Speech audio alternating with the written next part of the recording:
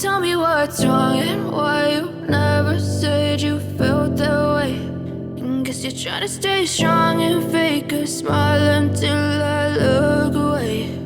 But I've known you too long, it hurts to watch your blue eyes fade to gray as you fade away, as you fade away. Yeah, I'm about to fade away, cause every time I wake up I feel like it's Monday. Something's going wrong with all the chemicals up in my brain. All of a sudden I don't look at anything the same way. Got a buildup of my thoughts sitting in an ashtray. I'm sorry. Welcome back, it's me, Lou.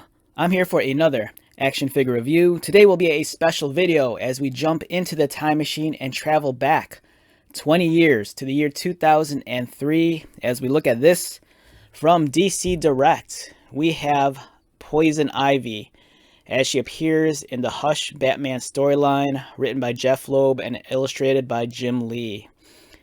Alright, so we're looking at this figure today because I kind of feel like Poison Ivy is one of those characters that, even though she's extremely popular, especially with her having the animated series with Harley Quinn, she doesn't get a whole lot of action figure love.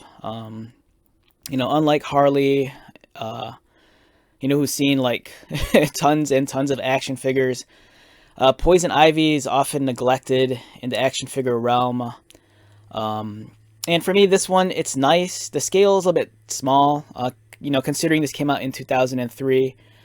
This was to accommodate, I think, a 6-inch action figure line that DC Direct was producing.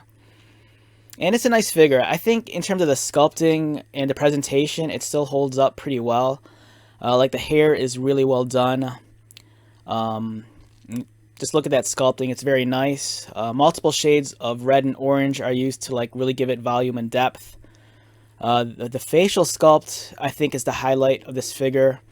The paint application on her face is very clean, especially around the eyes. I mean, those eyes are just gorgeous. And the face is this, it's so almost like flawless. It looks really beautiful. And the costume, it's very Poison Ivy. She's green. She's kind of wearing like a one piece covered in leaves and vines. So it's nice, But remember, this is from like 20 years ago. The articulation, very limited. Head rotates, arms move. They slightly go outward, but I don't want to force it. DC Direct, the quality control on the really old figures, it's not the greatest. These are really much more display pieces than toys to be handled. Even though it has articulation, for example, at the hips, they don't really move. The range of motion is very limited, so it's almost pointless having articulation there. And then, if you can't move the legs that far, it's kind of pointless of articulating the knees. But, at least they could say it has articulation. The figure came with the display base, which back then was the updated Batman logo for 2003, or 2002, when Jeff Loeb and Jim Lee took over the monthly title. And has multiple options for where you want to put the peg, depending on the stance of the figure and where the socket is located on the foot. She also came with this. Simple vine accessory. You can just kind of wrap it around her or whatever. She's always covered in vines. And I'm doing a very poor job of wrapping it around her. Very soft, rubbery plastic. But cool nonetheless. And here she is next to the Batman from this Hush line of action figures. Gives you an idea of the scale. And then here she is next to a McFarlane Multiverse Batman figure, which just completely towers over her.